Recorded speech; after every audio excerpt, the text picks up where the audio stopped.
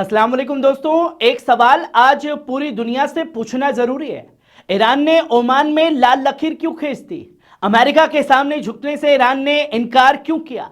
इतनी धमकियां, इतने जहाजों, इतने बमों के बाद भी ईरान अमेरिका के सामने सीना ताने क्यों खड़ा है? क्या ईरान इतना दिलेर हो चुका है कि अब अमेरिका और इजराइल को भी डर लगने लगा है? आज इसी सच्चाई को बिना डर, बिना लाग लपेट आपके सामने रखेंगे कि ओमान से जो बातचीत की तस्वीरें सामने आई वो दरअसल क्या कुछ बयान कर रही है। दोस्तों, पिछले कई हफ्तों से लगातार मिडल ईस्ट बारूद के ढेर पर बैठा था।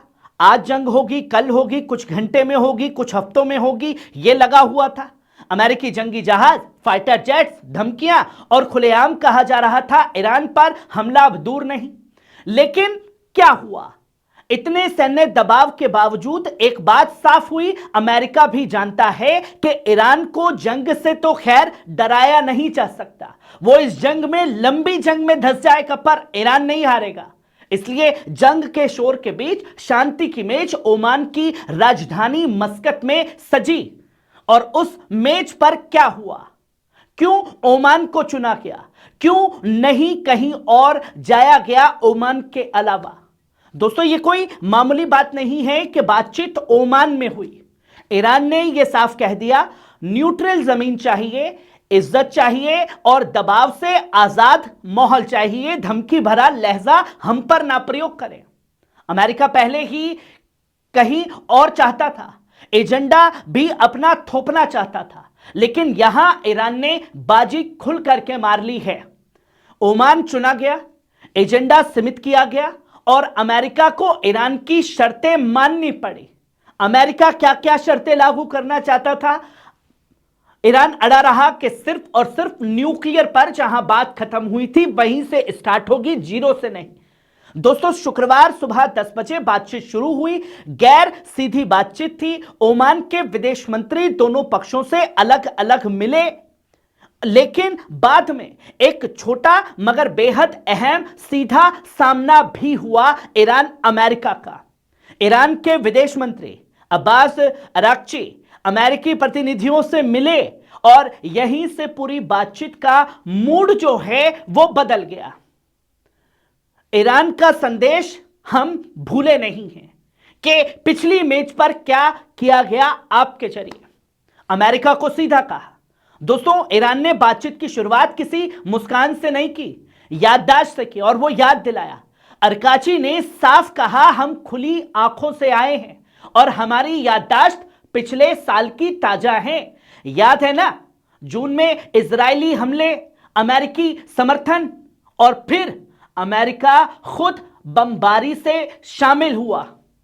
यह थी आपकी डायलॉग की बातचीत, यह था शांति का प्रस्ताव। ईरान ने साफ कह दिया, हम धोखा दोबारा नहीं खाएंगे, हमारी उंगलियां ट्रिगर पर है।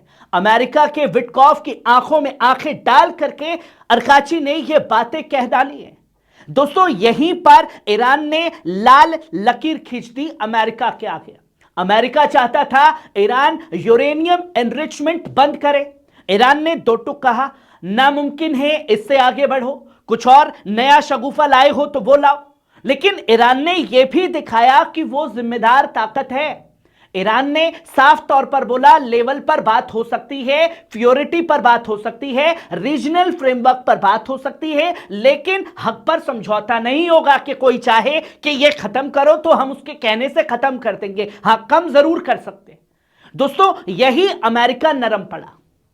मिसाइल और सहयोगी चर्चा से बाहर रखा ईरान ने खुद को।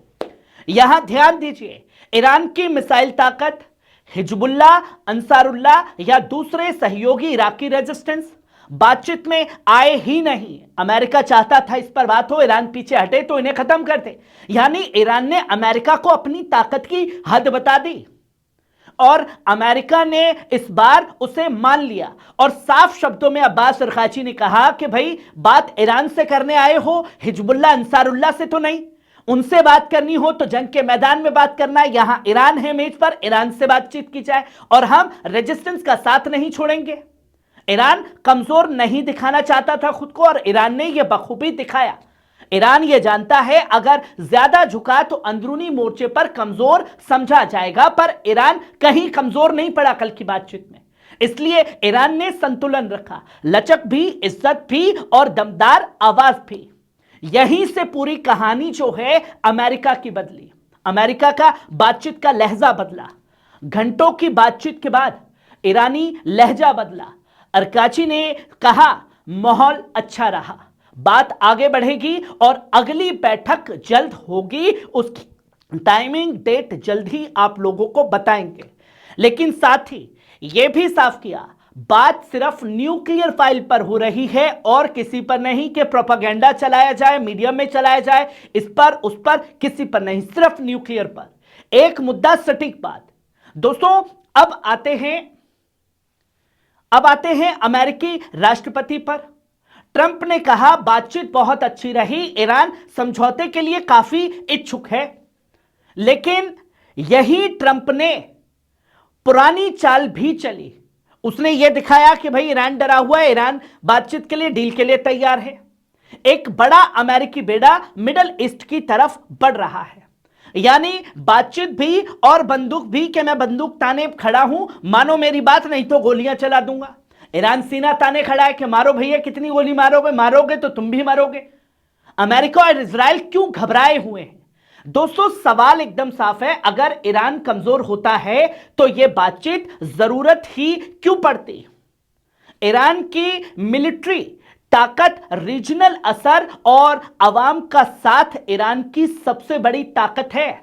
आज ऐसा है कि अमेरिका भी दो बार सोच रहा है कि किस तरफ से तोड़ा जाए। हर तरफ से ईरान मजबूत खड़ा है और इजराइल वो तो सबसे ज्यादा डरा हुआ है, क्योंकि ईरान झुका नहीं तो पूरा रीजन नई ताकत की तरफ बढ़ेगा, ईरान के साथ आ जाएगा। जो दबदबा था इजराइल का कि मैं ये हथियार मारूंगा, वो हथियार मारूंगा, सबसे दूर हो जाएगा। ईरान ने क्या साबित किया दोस्तों? ईरान ने साफ शब्दों में साबित किया, इस पूरी कहानी का निचोड़ एक है। ईरान ने यह साबित कर दिया कि वो अब मजबूर मुल्क नहीं है, बल्कि शर्तें रखने वाली ताकत है।